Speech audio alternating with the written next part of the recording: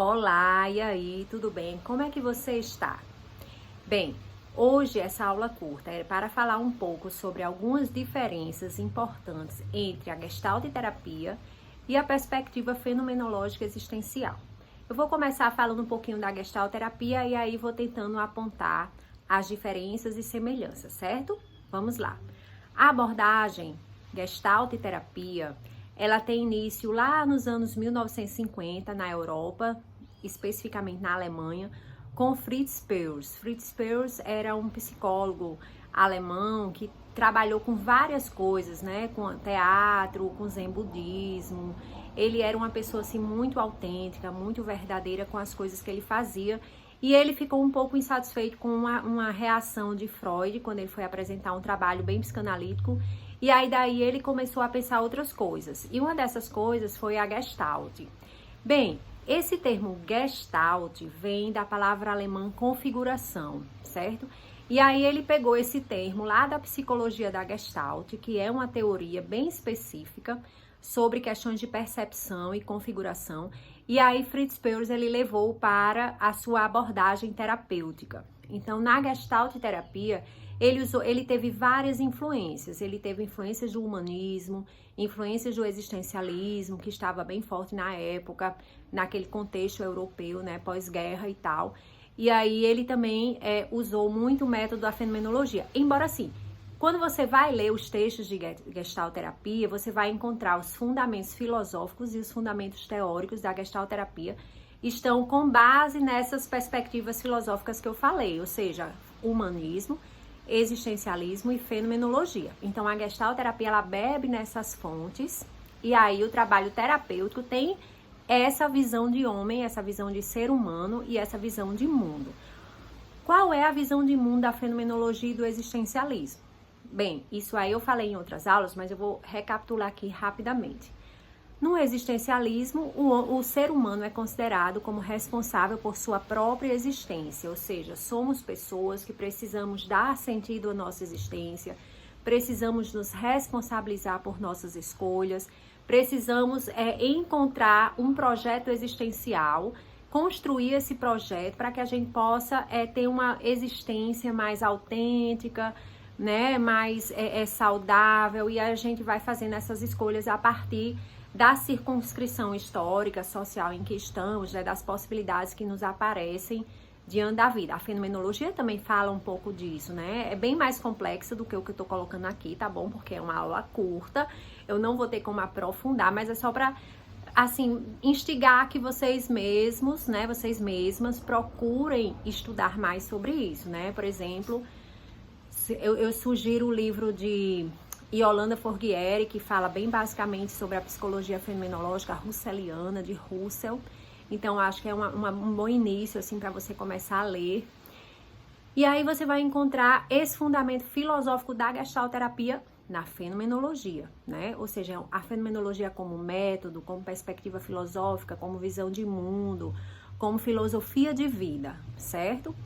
Bem, a fenomenologia é um fundamento filosófico da Gestalt, certo? Beleza. Aí o que é que a Gestalt tem de tão interessante, de tão diferente da perspectiva fenomenológica existencial que outros psicólogos trabalham, né? Eu já vi vários psicólogos dizendo, minha perspectiva fenomenológica existencial, trabalho numa perspectiva mais russeliana, outros, eu trabalho numa perspectiva mais heideggeriana, e outros, eu trabalho mais com as ideias de Jean-Paul Sartre, né, sartreana. E aí a Gestalt terapia, ela parece que é uma abordagem completamente diferente dessas ideias aí da fenomenologia, mas que na verdade tem alguns conceitos diferentes, certo? Qual é o primeiro conceito que Fritz Perls, ele desenvolve, né, junto com os seguidores dele, né, com os estudiosos que acompanharam ele, que até ajudaram a escrever, porque ele não era muito sistematizador das ideias.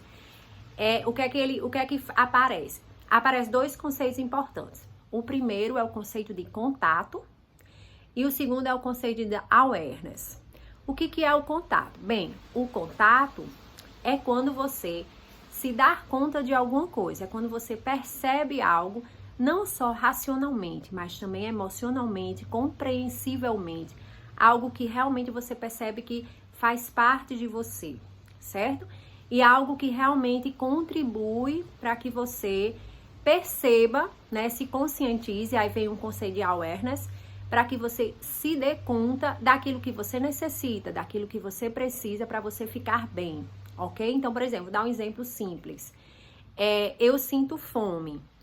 Eu entro em contato com essa fome. Como é que é entrar em contato com? É perceber, é sentir a necessidade aparecendo ali naquele momento.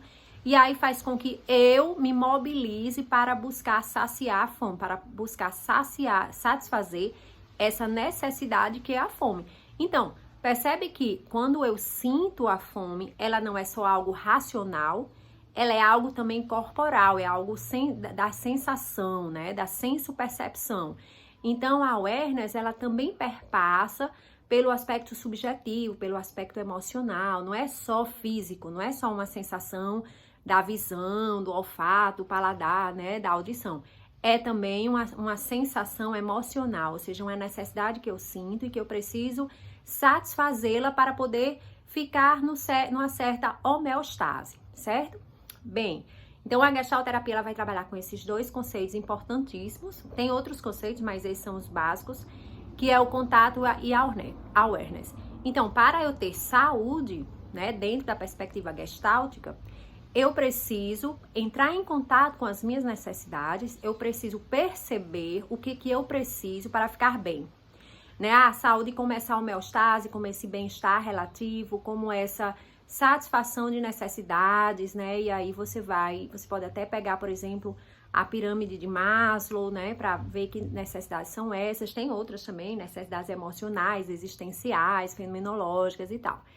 E aí, quando você entra em contato, quando você permite entrar em contato, você consegue ficar aware, né? Ou seja, você está bem ciente daquilo, né? Você consegue se dar conta do que você precisa e aí você vai conseguir se sentir melhor, certo? Aí existem outros conceitos importantes, como por exemplo, os mecanismos de bloqueio do contato ou os aspectos patológicos, né? Ou seja, a forma como às vezes você não consegue entrar em contato. Então tem vários, né? No livro de Jorge Ponciano Ribeiro, ele cita vários, né? Tem até um livro específico, que é o ciclo do contato, ou seja, como é que é esse processo de você entrar em contato consigo mesmo, consigo mesma, e aí perceber emocionalmente, subjetivamente suas necessidades, certo? Isso é importante para que a gente consiga entender, perceber, compreender quais são as nossas necessidades e assim a gente poder tomar atitudes, ações. Porque você tem a sensação, né? Você percebe a necessidade. Aí o próximo passo é o quê? Se mobilizar para a ação, né? Ou seja, você juntar quais são os caminhos que você precisa para você poder satisfazer aquela necessidade. E aí você se mobiliza e depois você age, certo? E aí, qual é a ação? A ação é justamente você procurar satisfazer a necessidade. Só, Luciana, que às vezes a gente não consegue, né? Isso é você me dizer. Luciana, mas às vezes a gente não consegue perceber qual é a necessidade que a gente tem, porque a fome, ela é fácil, vamos dizer assim. É verdade. Existem outras necessidades que não são fáceis de identificar. Então, o que é que a gente faz? A gente precisa ficar o tempo todo nessa busca de autoconhecimento, autorreflexão, perceber o que é que você precisa, né? Identificar as suas sensações, necessidades, para que você consiga se mobilizar. Ainda assim, existem coisas que a gente não consegue se mobilizar, a gente percebe, mas não consegue se mobilizar. Outras coisas a gente se mobiliza, mas paralisa e aí não consegue agir, certo? E aí você fica paralisado, né? Então, geralmente os mecanismos neuróticos de bloqueio de contato, eles contribuem para que você não consiga entrar em contato ou não consiga agir conforme aquilo que você precisa, certo? Bem, aqui eu fiz um apanhado geral de como é que é a gestalterapia. E aí, quem acompanha a perspectiva fenomenológica existencial já deu para perceber que, por exemplo, um dos conceitos que a gente usa mais é o conceito de ser no mundo, de Dasein, né? Que é o ser aí. Então, muda a conceituação, né? Muda o vocabulário, certo? Na gestalterapia, você tem um vocabulário contato, necessidade, figura fundo, aqui agora, awareness, que eu nem falei, né, desses outros que eu citei aí, mas são conceitos importantes. Então, você tem esses conceitos na gestalterapia, você tem essas formas de compreender a subjetividade, né, o posicionamento da pessoa no mundo, que são essa teoria do campo, que é muito importante para a gestalterapia. Já na perspectiva fenomenológica existencial, você vai ter um outro vocabulário, certo? Você vai ter uma outra forma de compreender o ser humano. Qual é o vocabulário da fenomenologia existencial heideggeriana, por exemplo? É o conceito de Dasein, é o conceito de ser aí, é o conceito de ser no mundo com os outros, é o conceito de ser para a morte, certo? Então, são conceitos diferentes, modos de fazer, um pouco diferente também, né? Por exemplo, no caso da perspectiva fenomenológica existencial, o psicólogo ou a psicóloga não vai estar preocupado ou preocupada em trabalhar o contato, né, em trabalhar a necessidade e tal, mas vai estar preocupada em compreender como é que essa pessoa, ela se coloca no mundo, que escolhas ela faz, que escolhas ela tem feito na vida dela, na existência dela, para que ela perceba ou não perceba do que faz sentido ou que não faz sentido para ela, entendem? Vocês percebem que muda um pouco, né, a forma de trabalho, muda um pouco os conceitos, né, são conceitos diferentes e às vezes uma postura diferente. Então, existe o quê? Na gestalterapia, você vai ter como fundamento principal a fenomenologia existencialismo, mas na prática, né, na própria terapêutica, nas intervenções, você vai ter alguns conceitos diferentes que não aparecem na perspectiva heideggeriana, certo? Então, com certeza, existe aí uma diferença na postura do psicólogo, na postura do terapeuta, na maneira como vai considerar o sofrimento da pessoa e na maneira como vai trabalhar a existência. Mas a questão principal de semelhança entre as duas perspectivas é a questão da fenomenologia, ou seja, na busca de descrever a experiência, na busca de desvelar a experiência vivida, né, da pessoa, para que ela entre, no caso da gestalterapia, para que ela entre em contato com ela mesma, e no caso da fenomenologia existencial, né, heideggeriana, para que ela se perceba, para que ela perceba o seu ser no mundo e assuma mais as escolhas que ela pode fazer, que sejam mais saudáveis e que tenham mais sentido para ela, tá? No final das contas, né, o objetivo da psicoterapia de ambas as abordagens são muito semelhantes, que é o quê? É o crescimento da pessoa, né? Dar sentido maior às suas escolhas, desenvolver um projeto existencial mais coerente consigo mesma. Então, tudo isso está bem semelhante, embora os conceitos sejam diferentes. Ok, gente?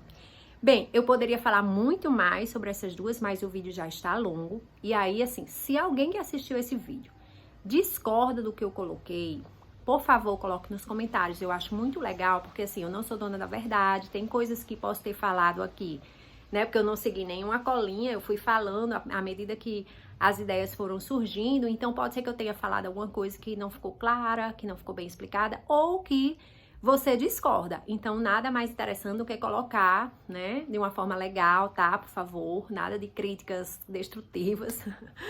Mas, assim, coloque o que você achou, qual a sua opinião, tá bom? E se você achou interessante, compartilhe com seus colegas, né? Curta, enfim, todas essas coisas legais que mostram um feedback interessante, né? E aí mostram pra gente que a gente tá no caminho certo, ok? Porque, assim, é muito ruim quando você fala uma coisa, as pessoas escutam, não gostam e não te dizem nada, não te dão, ou gostam e não te dizem nada, não te dão feedback, e aí você continua achando que tá o máximo, né? Mas, enfim, é isso. Muito obrigada pela atenção até aqui. E qualquer coisa, deixe seu comentário. Beijo!